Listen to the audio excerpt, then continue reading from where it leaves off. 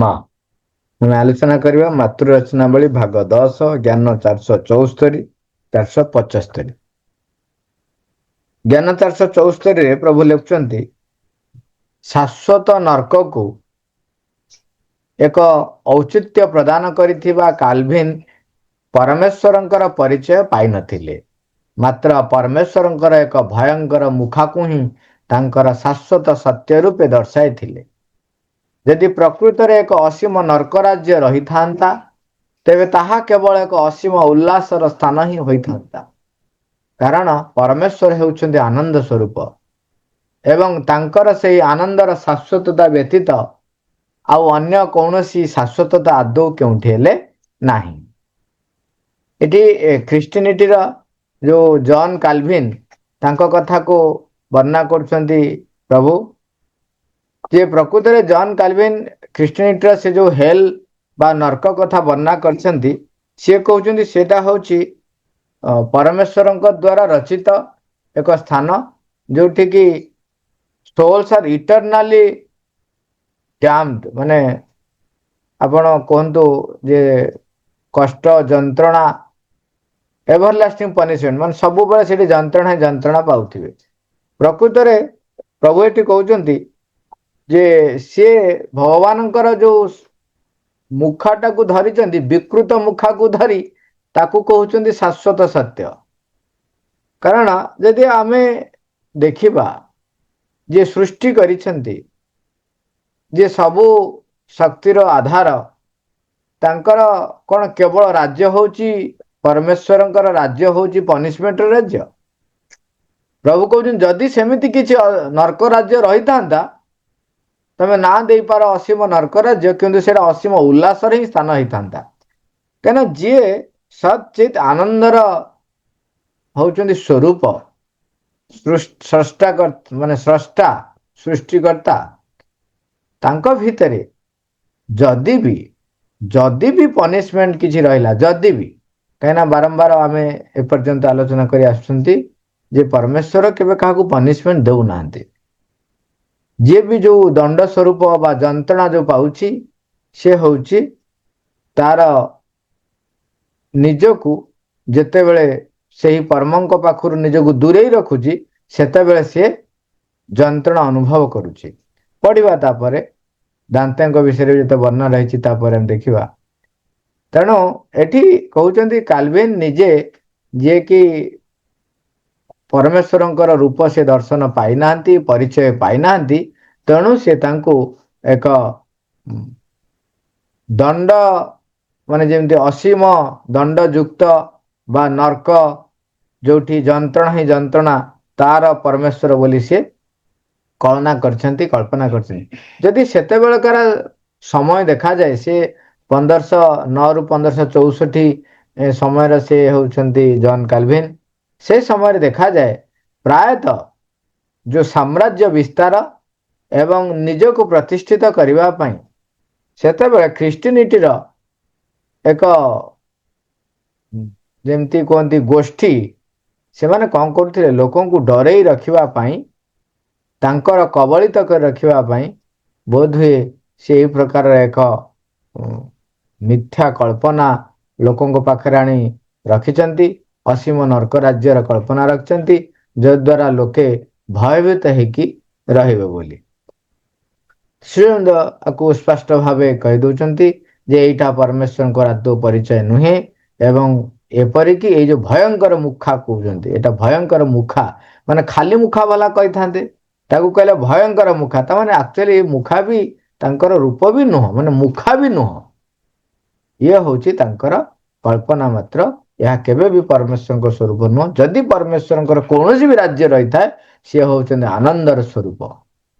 ତେଣୁ ଆମ ଭିତରେ ବେଳେ ବେଳେ ଯୋଉ ଆମେ ନିନ୍ଦା କରୁ, କଣ ନା ମୋ ଭାଗ୍ୟ ଖରାପ, ଭଗବାନ ମୋ ପାଇଁ ଏମିତି କରିଛନ୍ତି ସେମିତି କରିଛନ୍ତି, ସେତେବେଳେ ପ୍ରଭୁ କହୁଛନ୍ତି କଣ, ଇଏ ହେଉଛି ପ୍ରାଣର ଯେତେବେଳେ ତାର ପସନ୍ଦ ମୁତାବକ କୌଣସି ଜିନିଷ ସେ ପାଏ ନାହିଁ, ସେହି ପ୍ରକାରର ରିଆକ୍ସନ କରିଥାଏ ବା ପ୍ରତିକ୍ରିୟା ଦେଇଥାଏ। ଏଟା ହେଉଛି ଲୋୟର ଭାଇଟାଲର ଏକ ଭାବ ଉଚ୍ଛ୍ୱାସ। ସେ ଭଗବାନଙ୍କୁ ନିନ୍ଦା କରେ, କହେ ତା ପାଇଁ ସବୁ କିଛି ଯନ୍ତ୍ରଣା ସିଏ କରିଛନ୍ତି। ତେଣୁ ଆମେ ସଚେତନ ହେଇଯିବା ଯେ ଆମେ ଲୋୟର ଭାଇଟାଲକୁ ଖସି ଯାଉଛନ୍ତି। କାହିଁକିନା ପରମେଶ୍ୱର ହଉଛନ୍ତି ଆନନ୍ଦ ସ୍ୱରୂପ, ସିଏ ହଉଛନ୍ତି ଭାବଗ୍ରାହୀ, ସିଏ ହଉଛନ୍ତି ପରମ କୃପାମୟୀ, ସିଏ ହଉଛନ୍ତି କରୁଣାମୟୀ। ପ୍ରତ୍ୟେକ ମୁହୂର୍ତ୍ତରେ ସେ ମୋର ଦାୟିତ୍ୱ ନେଇଛନ୍ତି। ତେବେ ମୋତେ ଅଗ୍ରଗତି କରିବା ପାଇଁ ଯୋଉ ସୁଯୋଗ, ଯୋଉ ସମୟ, ଯୋଉ ପରିସ୍ଥିତି, ଯୋଉ ବ୍ୟକ୍ତି ମୋ ଚତୁଃପାର୍ଶ୍ୱରେ ତିଆରି କରିଛନ୍ତି ବା ଆସି ପହଞ୍ଚୁଛନ୍ତି, ସେ ସବୁ ମୋତେ ଗୋଟିଏ ପାହାଚ ଆଗେଇ ନେବାକୁ ଆସିଛନ୍ତି। ଯଦି ମୁଁ ସେଥିରେ ଆଗେଇ ପାରୁନାହିଁ, ତେବେ ମୁଁ ସେଠି ନିଜକୁ କହିବି ଯେ ଆଇ ଆମ୍ ଇନସିନସିୟର।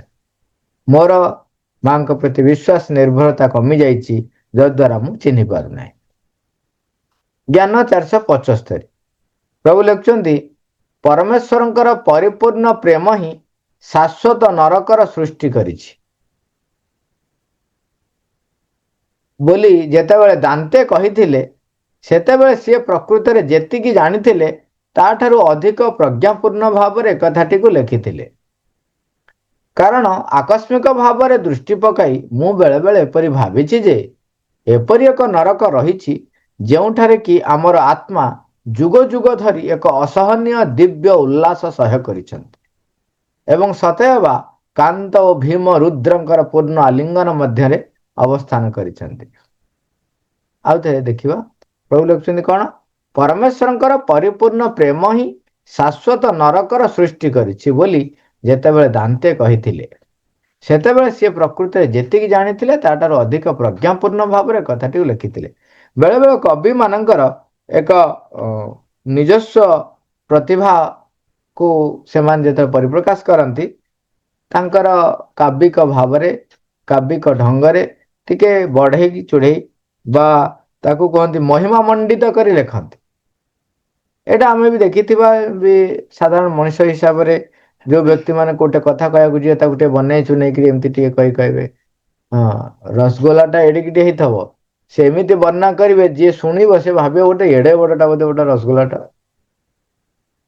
ତେଣୁ ଏଠି ପ୍ରଭୁ କହୁଛନ୍ତି ଯେ ସିଏ ଯେତିକି ଜାଣିଛନ୍ତି, ଯେତିକି ଅନୁଭବ ହେଇଛି, ଯେତିକି ତାଙ୍କର ଉପଲବ୍ଧି ହେଇଛି, ସେ ଯେତେବେଳେ ବର୍ଣ୍ଣନା କରିଛନ୍ତି ଅଧିକ କରି ବର୍ଣ୍ଣନା କରିଛନ୍ତି। ହଁ, ସେ କ'ଣ ବର୍ଣ୍ଣନା କରିଛନ୍ତି?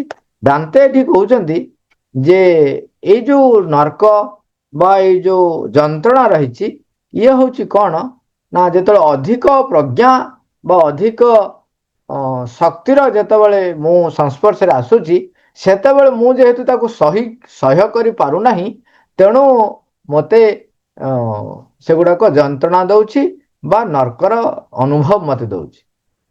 କଥାଟା ମାନେ ଯୋଉ ଆପଣ ଭାବନ୍ତୁ, ସୂର୍ଯ୍ୟଙ୍କ ପାଖକୁ ଯଦି ମୁଁ ଯିବା ପାଇଁ ଆରମ୍ଭ କଲି, ତେବେ ଅଗ୍ନିର ତାପ ସହ୍ୟ ଯେତେବେଳେ ନ କରିପାରିଲି, ସେତେବେଳେ ମୁଁ କହୁଛି ଯେ ସୂର୍ଯ୍ୟ ଯନ୍ତ୍ରଣାଯୁକ୍ତ ବା ଯନ୍ତ୍ରଣାପୂର୍ଣ୍ଣ।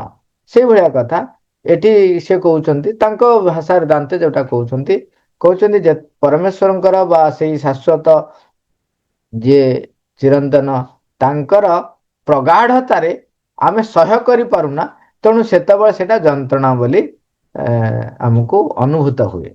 କିନ୍ତୁ ଏଠି ଶ୍ରୀ ଅରବିନ୍ଦ କହୁଛନ୍ତି ଯେ ଆଜି ପର୍ଯ୍ୟନ୍ତ ଯେ ଲେଖୁଛନ୍ତି ଯେଉଁଠାରେ କି ଆମର ଆତ୍ମା ଯୁଗ ଯୁଗ ଧରି ଏକ ଅସହନୀୟ ଦିବ୍ୟ ଉଲ୍ଲାସ ସହ୍ୟ କରିଛନ୍ତି, ସତେଅବା କାନ୍ତ ଭୀମ ରୁଦ୍ରଙ୍କର ପୂର୍ଣ୍ଣ ଆଲିଙ୍ଗନ ମଧ୍ୟରେ ଅବସ୍ଥାନ କରିଛନ୍ତି। ସେ ବର୍ଣ୍ଣନା କରୁଛନ୍ତି ଯେପରି ଯେତେବେଳେ ଶିବ ଯୋଉ ସଂହାର କରିବାକୁ ଆସନ୍ତି, ସେତେବେଳେ କିଏ ଥରଥର ହୁଏ?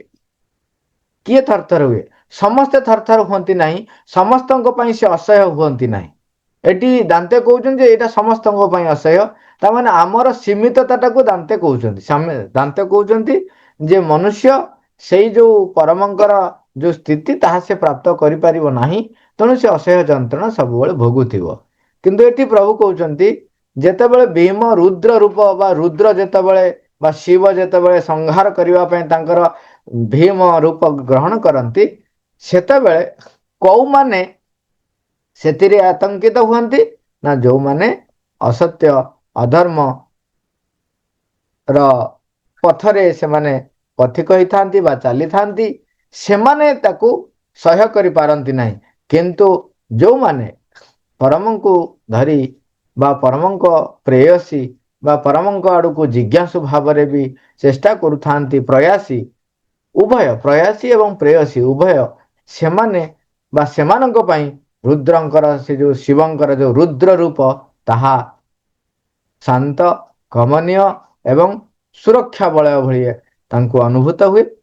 ଏଠି ମନେ ରଖିବା କ'ଣ କହୁଛନ୍ତି, ଏଇଟା ସମସ୍ତଙ୍କ ପାଇଁ କେବଳ ଅସହ୍ୟ ଯନ୍ତ୍ରଣା ନୁହେଁ। ସେଥିପାଇଁ ସେ କହୁଛନ୍ତି କ'ଣ, ସେ ବୋଧେ ଆକସ୍ମିକ ଭାବରେ ଯେତେବେଳେ ବର୍ଣ୍ଣନା କରୁଛନ୍ତି ଏଭଳି ଭାବରେ ଅଧିକ କରି ବର୍ଣ୍ଣନା କରିଛନ୍ତି। ହଁ, ଏଠି ଆମେ ଆଉ ଗୋଟେ କଥା ମନେ ରଖିବା, ଯେତେବେଳେ ରୂପାନ୍ତର ହବାର ବିବର୍ତ୍ତନ ଧାରାରେ ରୂପାନ୍ତରିତ ହବାର ସମୟ ଆସି ପହଞ୍ଚି ସାରିଛି, ଅତିମାନ ଶକ୍ତି ଅବତରଣ କରିସାରିଛି, ସେତେବେଳେ ଯେତେବେଳେ ସତ୍ୟ ସହିତ ମୋର ଯେଉଁ ସଂଯୁକ୍ତତାଟା ପରିପୂର୍ଣ୍ଣ ହେଇଯାଉଛି ଏବଂ ଶାଶ୍ୱତ ପାଇଁ ନିରନ୍ତର ପାଇଁ ମୋ ପାଖରେ ରହୁଛି, ଅପ୍ରତିହତ ହେଇକି ରହୁଛି, ସେତେବେଳେ ତାଙ୍କର କୌଣସି ପରିପ୍ରକାଶ ମୋ ପାଇଁ ଯନ୍ତ୍ରଣାଦାୟକ ହେବ ନାହିଁ। ତାମାନେ ତାଙ୍କ ସହିତ ମୁଁ ପୂର୍ଣ୍ଣ ଆଲିଙ୍ଗନରେ ରହିବି। ସେ ଯେଉଁ ରୂପ ଗ୍ରହଣ କରନ୍ତୁ ନା କାହିଁକି ତାହା ମୋ ପାଇଁ ଆନନ୍ଦଦାୟକ ହିଁ ହେବ। ଏଠି ମା ଯେଉଁ ଟିପ୍ପଣୀରେ ଲେଖୁଛନ୍ତି, ମା ଲେଖୁଛନ୍ତି ମନୁଷ୍ୟର କ୍ଷୁଦ୍ରତା ଆଗରେ ଦିବ୍ୟ ମହିମା ଗୁଡ଼ିକର ଚମତ୍କାରିତା ଏତେ ବିସ୍ମୟ ଓ ଐଶ୍ୱର୍ଯ୍ୟରେ ପୂର୍ଣ୍ଣ ହୋଇ ରହିଥାଏ ଯେ ସେଗୁଡ଼ିକୁ ସହ୍ୟ କରିବା ମନୁଷ୍ୟ ଲାଗି ଅତ୍ୟନ୍ତ କଷ୍ଟକର ହୋଇଥାଏ ଏବଂ ସେହିପରି ଏକ ଆନନ୍ଦମୟ ଶାଶ୍ୱତତା ମଧ୍ୟ ଜଣେ ମନୁଷ୍ୟ ପାଇଁ ପ୍ରକୃତରେ ଅସହନୀୟ ହୋଇଥାଏ, ଯେଉଁଟାକି ବର୍ଣ୍ଣନା ଆମେ ଜ୍ଞାନରେ ପଢ଼ିଲେ। ଏବଂ ଦୁଇ ଜଣ କଥା ମନେ ରଖିଲେ ଯେ ଜଣେ ହେଉଛନ୍ତି କାଲଭିନ୍ ଆଉ ଜଣେ ହେଉଛନ୍ତି ଦାନ୍ତେ। ଦୁଇ ଜଣଙ୍କର ଦୃଷ୍ଟି ଭିନ୍ନ କିନ୍ତୁ ସୀମିତତା ରହିଛି ଏବଂ ଅସୀମତା ଶାଶ୍ୱତତା ସେତିକି ବେଳେ ବା ତାଙ୍କ ସହିତ ସଂଯୁକ୍ତତା ଯେତେବେଳେ ଅପ୍ରତିହତ ହେବ ସେତେବେଳେ ଏଇ କଷ୍ଟ ବା ଏଇ ଯନ୍ତ୍ରଣା ଆଉ ରହିବ ନାହିଁ ଏବଂ ପରମ ଆନନ୍ଦର ସେ ହେଉଛନ୍ତି ସ୍ୱରୂପ। ତାଙ୍କ ସହିତ ମୋର ଯେତେବେଳେ ପରିଚୟ ହେବ, ଏପରିକି ପରିଚୟ ହେଲେ ମଧ୍ୟ ମୋ ଭିତରେ ଆନନ୍ଦର ଏକ ଅସୀମ ଉଲ୍ଲାସ ପ୍ରସ୍ଫୁଟିତ ହେବ ଏବଂ ଯଦି ତାଙ୍କ ସହିତ ମୁଁ ପୂର୍ଣ୍ଣ ଭାବରେ ସଂଯୁକ୍ତ ହେଇକି ରହେ ସେତେବେଳେ ଶିବଙ୍କର ରୁଦ୍ର ରୂପ ମଧ୍ୟ ମୋ ପାଇଁ ଏକ ଆଲିଙ୍ଗନର, ଏକ ଆକସ୍ମିକ ଆନନ୍ଦର, ଏକ ପ୍ରଜ୍ଞାପୂର୍ଣ୍ଣ ଆନନ୍ଦର ଅନୁଭୂତି ଆଣିଦେବ। ଜ୍ଞାନ 476 ସେହି ପରମ ଗୁରୁ ପରମେଶ୍ୱରଙ୍କର ଶିଷ୍ୟତ୍ୱ, ପରମ ପିତା ପରମେଶ୍ୱରଙ୍କର ସନ୍ତାନତ୍ୱ, ପରମା ଜନନୀ ପରମେଶ୍ୱରଙ୍କର କୋମଳତା, ଦିବ୍ୟ ପରମ ବନ୍ଧୁଙ୍କର ହସ୍ତବନ୍ଧନ, ଆମର ସେହି ପରମ ସଙ୍ଗୀ ଓ ବାଳକ କ୍ରୀଡ଼ା ସହଚରଙ୍କର ହାସ୍ୟ ଓ କ୍ରୀଡ଼ାମୟତା, ପରମ ପ୍ରଭୁ ପରମେଶ୍ୱରଙ୍କର ଦାସତ୍ୱ, ଆମର ସେହି ଦିବ୍ୟ ଉପପତିଙ୍କର ଉଲ୍ଲସିତ ପ୍ରେମ, ମନୁଷ୍ୟର ଶରୀରରେ ଏଗୁଡ଼ିକ ହେଉଛି 7ଟି ନିଃଶ୍ରେୟସ। ତୁମେ ଏହି ସବୁଗୁଡ଼ିକୁ ଏକାଠି ମିଶାଇ ଏକ ପରମ ଅଦ୍ୱିତୀୟ ତଥା ଇନ୍ଦ୍ରଧନୁର ରଙ୍ଗ ସହ ସମ୍ବନ୍ଧିତ କରିପାରିବ କି? ତେବେ ତୁମର କୌଣସି ସ୍ୱର୍ଗର ପ୍ରୟୋଜନ ରହିବ ନାହିଁ ଏବଂ ତୁମେ ଅଦ୍ୱୈତବାଦୀର ମୁକ୍ତି ତତ୍ତ୍ୱକୁ ମଧ୍ୟ ଅତିକ୍ରମ କରି ଚାଲିଯିବ। ଏଠି ସବୁ ସମୟର ସବୁ ଯେଉଁ ସ୍ଥିତିର ଚେତନାର ଯେଉଁ ଭିନ୍ନ ଭିନ୍ନ ସ୍ଥିତି ରହିଛି, ମନୁଷ୍ୟ ଭିତରେ ଯେଉଁ ଭାବ ରହିଛି, ସେ ସବୁ ଭାବର 7ଟି ସ୍ତର କଥା ବର୍ଣ୍ଣନା କରୁଛନ୍ତି। ପ୍ରଭୁ କହୁଛନ୍ତି ଶିଷ୍ୟତ୍ୱ, ଜଣେ ଯେତେବେଳେ ପରମ ଗୁରୁଙ୍କର ଶିଷ୍ୟତ୍ୱ ଗ୍ରହଣ କରେ ଏବଂ ଜଣେ ଯେତେବେଳେ ପରମଙ୍କର ସନ୍ତାନ ହୁଏ, ପରମ ପିତା ପରମେଶ୍ୱରଙ୍କର ସନ୍ତାନତ୍ୱ ହୁଏ। ପରମା ତୃତୀୟରେ କହୁଛନ୍ତି ପରମା ଜନନୀ ପରମେଶ୍ୱରଙ୍କର କୋମଳତା, ଦିବ୍ୟ ପରମ ବନ୍ଧୁ, ବନ୍ଧୁଙ୍କର କଥା କହୁଛନ୍ତି। ତାଙ୍କର ସହିତ ଯଦି ବନ୍ଧୁ ସହିତ ଏକାଠି ଯଦି ଆପଣ ସହ ଚାଲୁଛନ୍ତି, ତାପରେ ଏଠି ମୋର ବନ୍ଧୁ କିଏ ହେବେ? ଏ ସବୁ ଜାଗାରେ ଗୋଟିଏ କଥା ଦେଖନ୍ତୁ, ମୁଁ ଶିଷ୍ୟ ହେବି, ପରମଙ୍କର ଶିଷ୍ୟ ହେବି, ମୁଁ ସନ୍ତାନ ହେବି, ପରମଙ୍କର ସନ୍ତାନ ହେବି। ମୁଁ ଯଦି କୋମଳତା ଆଶା କରୁଛି କେବଳ ପରମାଜନନୀଙ୍କ ପାଖରୁ କୋମଳତା ଆଶା କରିବି। ମୁଁ ଯଦି ବନ୍ଧୁ କରିବାକୁ ଚାହୁଁଛି କେବଳ ତାଙ୍କୁ ହିଁ ପରମ ବନ୍ଧୁ କରିବି। ଯଦି ମୁଁ ସାଙ୍ଗ ହିଁ ମୋ ସାଙ୍ଗରେ ସାଙ୍ଗ ହୋଇ କ୍ରୀଡ଼ା କରିବେ, ଖେଳିବେ, ହାସ୍ୟ ରସ କରୁଥିବେ, କାହାକୁ ବାଛିବି? ତାଙ୍କୁ ହିଁ ବାଛିବି। ଯଦି ମୁଁ ଦାସ ହେବି, ମୁଁ କାହାର ଯଦି ଦାସତ୍ୱ ସ୍ୱୀକାର କରିବାକୁ ଚାହୁଁଛି କେବଳ ପରମେଶ୍ୱରଙ୍କ ଦାସତ୍ୱ ସ୍ୱୀକାର କରିବି। ଯଦି ମୁଁ ପ୍ରେମ ଚାହୁଁଛି କେବଳ ତାଙ୍କୁ ହିଁ ମୋର ଉପପତ୍ତି କରିକି ମୁଁ ତାଙ୍କର ହିଁ ଉଲ୍ଲସିତ ପ୍ରେମ ପ୍ରାପ୍ତ କରିବି। ଇଏ ଯୋଉ ଦେଖନ୍ତୁ ଯୋଉଥିରେ ମନୁଷ୍ୟ ସାଧାରଣତଃ ବାନ୍ଧି ହେଇକି ରହେ ସେଇ କଥା ଗୁଡ଼ିକ ଦେଖନ୍ତୁ ଆମେ ଗୁରୁଙ୍କ ସହିତ ବି ବାନ୍ଧି ହେଇକି ଯାଉ ଏବଂ ମା ବା ଆମର ଯିଏ ପିତା ମାତା ତାଙ୍କ ସହିତ ବି ବାନ୍ଧି ହେଇଥାଉ ଏବଂ ଆମେ ସାଧାରଣତଃ ଖୋଜୁ କାହା କାହା ପାଖରେ ଯୋଉମାନେ ଆମକୁ ସ୍ନେହ କରନ୍ତି ଶ୍ରଦ୍ଧା କରନ୍ତି ତାଙ୍କ ପାଖରେ ବି ଆମେ ବାନ୍ଧି ହେଇଯାଉ ଏବଂ ବନ୍ଧୁ ହିସାବରେ ବି ବାନ୍ଧି ହେଇଯାଉ। ଆପଣ ସବୁ ଜାଗାରେ ଯୋଉଠି ହଉ ସବୁ ଜାଗାରେ ଯୋଉଠି ଆମର ବନ୍ଧନ ଆସକ୍ତି ଇଏ ସବୁ ଭିତରେ କେବଳ ଯଦି ଆମେ ପରମଙ୍କୁ ହିଁ ଆମର ରଖିବା ସେଇ ସ୍ଥାନରେ ତେବେ କଣ ହବ ନା ଇଏ ବନ୍ଧନ ଆମକୁ ଆଉ ଏଇ ସ୍ଥୂଳ ଜଗତରେ ବାନ୍ଧି ରଖିବ ନାହିଁ। ପରମଙ୍କ ସହିତ ମୋର ସଂଯୁକ୍ତତାର ଏକ ମାଧ୍ୟମ ହୋଇ ଉଠିବ। ସମସ୍ତଙ୍କ ଭିତରେ ମୁଁ ପରମଙ୍କୁ ଦେଖିକରି ଯଦି ମୁଁ କରେ ଏବଂ ଆଉ ଗୋଟେ କଥା ତାହେଲେ ଏଠି ହେଲା ଓନ୍ଲି ଯେମିତି କଥାରେ କୁହନ୍ତି ଓନ୍ଲି ମଦର ନନ୍ ଅଦର। ମୁଁ ଖେଳିବି ପରମଙ୍କ ସହିତ ଖେଳିବି ମୁଁ ମାଲିକ ବୋଲି ମାନିବି ତାଙ୍କୁ ହିଁ ମାନିବି। ଏଠି ଲାଷ୍ଟକୁ କହୁଛନ୍ତି ଯେ ମନୁଷ୍ୟର ଶରୀରରେ ଏଗୁଡିକ ହେଉଛି 7ଟି ନିଃଶ୍ରେୟସ। ତୁମେ ଏହି ସବୁ ଗୁଡ଼ିକୁ ଏକାଠି ମିଶାଇ ଏକ ପରମ ଅଦ୍ୱିତୀୟ ତଥା ଇନ୍ଦ୍ରଧନୁର ରଙ୍ଗ ସହ ସମ୍ବନ୍ଧିତ କରିପାରିବ କି? ତାମାନେ ଆମ ଜୀବନର ପ୍ରତ୍ୟେକ ମୁହୂର୍ତ୍ତ କେବଳ ପରମଙ୍କ ରସରେ ରସାପ୍ଲୁତ କରିପାରିବ କି? ଯଦି କରିଦେବେ ତାହେଲେ ଆଉ ଯୋଉ ସ୍ୱର୍ଗ ବର୍ଣ୍ଣନା ଶୁଣିଛନ୍ତି କିଛି ଆବଶ୍ୟକ ନାହିଁ। ଆପଣ ନିରନ୍ତର ସ୍ୱର୍ଗରେ ହିଁ ବସବାସ କରିବେ। ଯେତେକ ମୁକ୍ତି ରହିଛି ନିର୍ବାଣ କୁହନ୍ତୁ ଅଦ୍ୱୈତବାଦୀର ମୁକ୍ତି କଥା କୁହନ୍ତୁ ସବୁ କିଛି ଆପଣ ପ୍ରାପ୍ତ କରିପାରିବେ। ମା ସେଥିପାଇଁ କହୁଛନ୍ତି ଆଉ ଏଠି ଆଉ କିଛି କହିବାକୁ ନାହିଁ। ଏହା ଏକ ସମ୍ପୂର୍ଣ୍ଣ ଯୋଜନା ଆମର କେବଳ ଉପଲବ୍ଧି କରିବାର କଥା। ଏଇ ଉପଲବ୍ଧି ବେଳେ ବା ଉପଲବ୍ଧି ଆସିବା ପୂର୍ବରୁ ଆମର ଯୋଉ ପ୍ରୟାସ ସେଇଟା ସବୁବେଳେ ହଉଛି ଗୁରୁତ୍ୱପୂର୍ଣ୍ଣ। ଆମେ ପ୍ରତ୍ୟେକ ମୁହୂର୍ତ୍ତରେ ଆମେ ଯୋଉଠି ବାନ୍ଧି ହେଇ ରହିଛନ୍ତି ଯୋଉ ଜାଗାରେ କୋଉ ଜାଗାରେ ଆପଣ ବାନ୍ଧି ହଉଛନ୍ତି ମୁଁ ଠିକ ସମୟରେ ଉଠେ ଠିକ ସମୟରେ ଠିକ କାମ କରେ ମୁଁ ଠିକ କଥା କହେ ମୁଁ କଥା କେବେ ଏପଟ ସେପଟ କରେ ନାହିଁ ମୁଁ କାମ ଠିକ କରେ ନିଷ୍ଠାପର ଭାବରେ କରେ ଇଏ ସବୁ ବି ଗୋଟେ ବନ୍ଧନ। ଇଏ ବନ୍ଧନ ଭିତରେ ସେତିକି ବେଳେ ମୁକ୍ତ ହେଇପାରିବେ ଯେତେବେଳେ ଆମେ ଭାବନା କରିବା। ଚିନ୍ତା କର ଭାବନ୍ତୁ ଆପଣଙ୍କ ଭିତରେ ଯୋଉ ଜ୍ଞାନ ଆସି ସେ ଜ୍ଞାନଟା କୋଉଠୁ ଆସି ମନେ ପକେଇବା ଶ୍ରୀଚନ୍ଦ୍ରଙ୍କର ସ୍ୱପ୍ନ ପାଗଳାମି ବିଷୟରେ ଯେତେବେଳେ ଆମେ ଆଲୋଚନା କରୁଥିଲେ ସେଠି ପାଗଳାମୀରେ ପ୍ରଥମ ପାଗଳାମୀରେ କହୁଛନ୍ତି କଣ ସବୁ ହଉଛି ତମର ମତେ କିଛି ଧାର ସୂତ୍ରରେ ଯେମିତି ଦେଲା ଭଳିଆ ତମେ ଦେଇଛ ଯଦି ମୋର ଆବଶ୍ୟକ ଯେତିକି ମୁଁ ତା ଠାରୁ ଅଧିକ ବ୍ୟବହାର କରୁଛି ତେବେ ମୁଁ ଚୋର। ସବୁକୁ ଜ୍ଞାନକୁ ଧନକୁ ମାନକୁ ଯଶକୁ ଯାହା ଯାହା ପ୍ରାପ୍ତ କରୁଛି। ଶରୀର ବି ଆପଣଙ୍କର ନୁହଁ ସେଇଠୁ ଚିନ୍ତା କରନ୍ତୁ ଶରୀର ଦାନ ସୂତ୍ରରେ ପାଇକି ଆସିଛନ୍ତି। ପ୍ରାଣ ମନର ଯେତେକ ଯାହା ଯାହା ଆପଣ କହୁଛନ୍ତି ଅର୍ଜନ କରିଛନ୍ତି ସବୁ ଗୁଡାକ ଅର୍ଜନ କୋଉଠୁ କଲେ ଯୋଉଠୁ କଲେ ସେ ଯେମିତି କଥାରେ କହନ୍ତି ବୈଜ୍ଞାନିକ ଆଉ ଇଏ ଯେମିତି ଲଢେଇ ହେବେ କଣ ନା ଦେଖ ବିଜ୍ଞାନ ଏମିତି ସୃଷ୍ଟି କରିଛି ହଁ ସୃଷ୍ଟି କରିଛି କୋଉଠୁ ଆଣି ସୃଷ୍ଟି କଲା କୋଉଠୁ କଲା ସେଇ ଯୋଉଠୁ ଆଣିଲା ତମେ ତ ତାଙ୍କରି ପାଖରୁ ଜିନିଷ ଆଣି କଲ ଆଉ କଣଟା କଲ।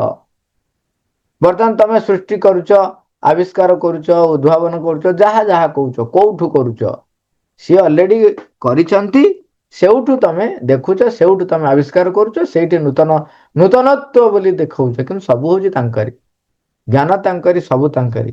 ତେଣୁ ଯେତେବେଳେ ଆପଣ ବ୍ୟବହାର କରିବେ ଯେକୌଣସି ବାକ୍ୟଟିଏ ଶବ୍ଦଟିଏ ବ୍ୟବହାର କଲା ବେଳକୁ ପଚାରିକି ବ୍ୟବହାର କରିବେ କହିବେ ମା ମୁଁ ଏଇ କଥା କହିବାକୁ ଯାଉଛି ମୁଁ ଲେଖିବାକୁ ଯାଉଛି ମା ତୁମେ କଣ ଚାହୁଁଛ ଏଇ ହାତ ତମରି ହାତ ତମେ ଲେଖିବ କଣ ଲେଖିବ ତମେ ସେ ଶବ୍ଦ ଚୟନ କର। ତେଣୁ ପୋଷାକଟେ ପିନ୍ଧିବାକୁ ଯାଉଛନ୍ତି ଆପଣ କିଣିଛନ୍ତି ବୋଲି ଭାବୁଛନ୍ତି ଅର୍ଥ କାହାର ଜିନିଷ କାହାର ବସ୍ତୁ କାହାର ତାଙ୍କୁ ପଚାରିକି ପୋଷାକ ପିନ୍ଧନ୍ତୁ ମୁଁ ଏଇ ପୋଷାକଟି ପିନ୍ଧିବି। ଯାହା ପିନ୍ଧୁଛନ୍ତି ପୋଷାକ ପିନ୍ଧନ୍ତୁ ଦାନ୍ତ ସଫା କରନ୍ତୁ ସମର୍ପଣ କଥା ଛାଡି ଦିଅନ୍ତୁ ଆପଣ ସମର୍ପଣ ହବ ନହବ ବହୁତ ଦୂରର କଥା ସେ ବହୁତ ପରେ ହବ କେତେ କଥା ରହିଛି ସାକ୍ରିଫାଇସ ଇଏ ସବୁ ବି ସମର୍ପଣ ନୁହଁ ଦେଇଦେଲି ବୋଲି କହିଲେ ସେଟା ସମର୍ପଣ ନୁହଁ ବହୁତ ବଡ ବଡ କଥାରେ ଖାଲି ଏତିକି କରନ୍ତୁ ପଚାରିକି କରନ୍ତୁ ଯୋଉ ଜିନିଷ ବ୍ୟବହାର କରିବେ ପଚାରିକି ବ୍ୟବହାର କରିବେ ବସ୍ତୁକୁ ବ୍ୟବହାର କଲା ବେଳେ ପଚାରିକି ବ୍ୟବହାର କରିବେ ଜ୍ଞାନ ତଥାକଥିତ ଲେଖା ତଥାକଥିତ ଶବ୍ଦ ପଚାରିକି ବ୍ୟବହାର କରନ୍ତୁ। ଯେମିତି ଆପଣ ତାଙ୍କଠୁ ଆଣୁଛନ୍ତି ନା ବ୍ୟବହାର କରିବେ, କହିକି ବ୍ୟବହାର କରନ୍ତୁ। ବର୍ତ୍ତମାନ କଥାଟେ ମୁଁ କହୁଛି, ତାଙ୍କୁ ପଚାରିକି କହିବି ଯେ ମା ଏଇ କଥା କହିବାକୁ ଯାଉଛି, ଏଇଟା ଏମିତି ନୁହଁ ଯେ ବଡ ପାଟିରେ କହିବା ଦରକାର ହୁଏ। ସେ ଆପେ ଆପେ ନିଜ ଭିତରେ ସେ ଭାବ ରହିଲେ ପଚାରି ପଚାରି କହିକି ଚାଲିଥିବେ। ତାପରେ ଦେଖିବେ କେତେବେଳେ ଆପଣଙ୍କର ସମସ୍ତ ସମସ୍ତ ଚିନ୍ତା ବି ତାଙ୍କୁ ନ ପଚାରିକି ଚିନ୍ତା କରିପାରିବେନି। ବର୍ତ୍ତମାନ ଚିନ୍ତା ଧସେଇ ହିଁ ପଶି ଆସୁଛି, ଚିନ୍ତା ଧସେଇ ପଶି ଆସୁଛି, କିଛି ନିୟନ୍ତ୍ରଣ ଆମେ କରିପାରୁନୁ। ଖାଲି ଏତିକି ବି ଯଦି ଆରମ୍ଭ କରିବା, ଛୋଟିଆ ଅଭ୍ୟାସ ଯଦି ଏତିକି ବି ଆମେ କରିବା, ଚିନ୍ତା ବି ଧସେ ହେଇ ପଶିଲା ବେଳକୁ ପଚାରିକି ପଶିବ, ପଶିବି କି? ସେତେବେଳକୁ ଆମେ କହିବା ମୁଁ ଜାଣିନି, ମାଙ୍କୁ ପଚାରିଯା। ତେଣୁ ଇଏ ଏକ ଛୋଟ ଛୋଟ ଅଭ୍ୟାସ ଯୋଉଟା ଆମେ କରିପାରିବା। ଏଇ ପ୍ରୟାସ ଯଦି ଆମେ କରିବା, ପ୍ରଥମ ଘଟଣା ଘଟିବ ସେଟା ହଉଛି ଆମର ଯୋଉ ଇଗୋ, ଯିଏ କହେ ମୁଁ ହଉଛି ସବ୍ଜାନ୍ତା ପଣ୍ଡିତ, ତା ଉପରେ ଗୋଟେ ବଡ ପ୍ରହାର ବସିବ, ବଡ ପ୍ରହାର ହବ।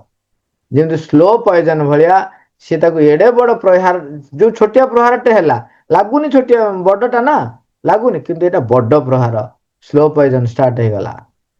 ସେ କଣ କରିବ, ଅହଂକୁ ମୂଳୋତ୍ପାଟନ କରିବାରେ ପୁରା ସାହାଯ୍ୟ କରିବ। ଧୀରେ ଧୀରେ ତା ସହିତ କେବଳ ଆମେ ମନେ ରଖିବା, ତାକୁ ଟିକେ ଏଇ ଯୋଉ କହିବାକୁ ମନେ ରଖିବା ପାଇଁ ଦରକାର ହବ, ସେଟା ହଉଛି ନାମ ଜପ କରିବେ, ମାଙ୍କୁ ବାରମ୍ବାର ନାମ ଜପ କଲେ କଣ ହବ, ମାଙ୍କୁ ବାରମ୍ବାର ମନେ ପଡିବାରେ ନାମ ଜପ ହିଁ ସାହାଯ୍ୟ କରିବ। ତେଣୁ ଏଇ ଦୁଇଟି କଥା ଖାଲି ଆମେ ଅଭ୍ୟାସ କରିବା, ଗୋଟେ ହଉଛି ନାମ ଜପ କରିବା, ଦ୍ଵିତୀୟ କଥା ହଉଛି ସବୁବେଳେ ଯାହା ଚିନ୍ତା, ବାକ୍ୟ, କର୍ମ, ସ୍ଥୂଳ ଜିନିଷ ବ୍ୟବହାର, ଯାହା ବ୍ୟବହାର କରୁଛନ୍ତି ପଚାରିକି କରିବେ। କାହାକୁ? ମାଙ୍କୁ ପଚାରିକି କରିବେ। ଏତିକି ଆମେ ଅଭ୍ୟାସ କରିବା। ମା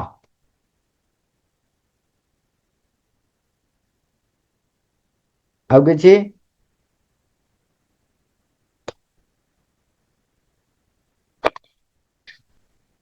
ଆଜ୍ଞା। ମାନେ ହଉଛି ଯୋଉ କହିଲ ଟାଇମରେ କରିବାକୁ ସେଇଟା ବି ହଁ ନାଇଁ ଏଠି ହୁଁ ନାଇଁ କଣ ହୁଏ, ବେଳେ ବେଳେ ମୁଁ ଯେ ଅତି ନିଷ୍ଠାପର, ମୁଁ ଯେ ଏମିତି ମାନେ ସମୟ ଅପଚୟ କରେ ନାହିଁ, ମୁଁ ଏମିତି ଠିକ ସମୟରେ କାମ କରେ, ତା ସହିତ ବେଳେ ବେଳେ ବାନ୍ଧି ହେଇଯାଏ। ବାନ୍ଧି ହେଇଯାଏ ମାନେ କଣ, ମୋର ଗୋଟେ ଗର୍ବ ଆସିଯାଏ। ମୋ ଭଳିଆ କିଏ ଅଛନ୍ତି ନା ଏମିତି, ଯେତେ ଶୀତ ହଉ ମୁଁ ସକାଳୁ 3ଟାରେ ଉଠେ, ଥଣ୍ଡା ପାଣିରେ ଗାଧାଏ। ତମେ ଗାଧେଇ ପାରିବ? ଏଇ ଏତିକି ଭାବ ଯଦି ଭିତରେ ଆସୁଛି, ତାମାନେ ଆପଣ ତା ସହିତ ବାନ୍ଧି ହେଇ ରହିଛନ୍ତି। ଓହୋ। ଏଇ ଭାବ ଆସିଲା ଅର୍ଥ ହଉଛି ଆପଣ ତା ସହିତ ବାନ୍ଧି ହେଇକି ରହିଛନ୍ତି। ଯିଏ ଉଠେ ଯିଏ ଗୋଟେ ସେ ତ ତାର ଯଦି ମୋର ଶୁଣନ୍ତୁ, ଯେତେବେଳେ ଯଦି ସ୍ୱାଭାବିକ ଭାବରେ ଆସିଲେ ସେଇଟା ହଉଛି ହଁ ହଁ ହଁ ହଁ ସେଇଟା ମାଛ ଯୋଉ ହଁ ଠିକ, ମାଛ କହିବ ଦେଖ ମୁଁ ପାଣିରେ ପହଁରୁଛି, କହିବ ଆରେ ପାଣିରେ ପହଁରିବା ତାର ହଉଛି ତାର ତା ଜାଗା ସେଇଟା। ଯଦି ମୁଁ ସକାଳୁ ମୋର ମୋର ନିତ୍ୟ ମୋର ମୁଁ 3ଟା ବେଳେ ଉଠେ, ଗାଧାଏ, ଠିକରେ ମୋ ଭିତରେ ଟୋଟାଲ ଭାବ ହିଁ ଆସିବ ନାହିଁ ଯେ I am superior, I am different from others. Okay, ତମେ ସବୁ କଣ କେତେ ଏତେ 7ଟା ଯାଏ ଉଠିନ? ଆଉ ମୁଁ 3ଟାରୁ ଉଠି ଗାଧେଇ ପାଧେଇ ଥଣ୍ଡା ପାଣିରେ ଗାଧେଇ ଦେଖ କେତେ କାମ କରିସାରିଲିଣି। ଏଇ ଭାବ ଇଟ ସେଲ୍ଫ କହୁଛି ଯେ ମୁଁ ତା ସହିତ ବାନ୍ଧି ହେଇକି ରହିଛି। ଯାହା ପାଇଁ ସେଟା ହଉଛି ସ୍ଵତଃ ପ୍ରବୃତ, ସେ ତା ଭାଷାରେ ଶବ୍ଦ କାହିଁକି ଆସିବ? ତା ଭାବରେ ଭାଷା ଛାଡ, ଭିତରେ ଭାବ କାହିଁକି ଆସିବ? ଆସିବ ହିଁ ନାହିଁ ଭାବ। ଆରେ ସେଇଟା ମୋର ନିଜସ୍ୱ ପ୍ରକୃତି। ତମେ କହିବ ମୋ ଭିତରେ କେମିତି ଭାବ ଆସିବ? ଭାବ ଆସିବ? ଆସିବ ନାହିଁ। ଚେର କହିବ ଯେ ନା ନା ମୁଁ ଉପରୁ ଟିକେ ଯାଇଥାନ୍ତି, ତଳକୁ କଣ ଯାଉଛି? କିଛି ନାହିଁ, ତାର ପ୍ରକୃତି ହଉଛି ତଳକୁ ଯିବ। ତେଣୁ ଭିତରେ ଯେତେବେଳେ ଅହଂ ଭାବଟି ଥାଏ, ସେତେବେଳେ ସେ ଟିକେ ସ୍ପେଶାଲ, ସେ ଆଇ ଆମ ସମଥିଙ୍ଗ ସ୍ପେଶାଲ, ଏଇ ଭାବ ଆସିବା ଅର୍ଥ ହଉଛି ବନ୍ଧନ। ଏଇ ଭାବ ଆସିବା ଅର୍ଥ ହଉଛି ଇଗୋ ଏପର୍ଯ୍ୟନ୍ତ ଆପଣଙ୍କୁ ଜାବୁଡିକି ଧରିଛି। ଆପଣ ଜାଣି ପାରୁନାହାନ୍ତି ଧରିକି ରଖିଛି ସେ। ମା Thank you all, Oliver.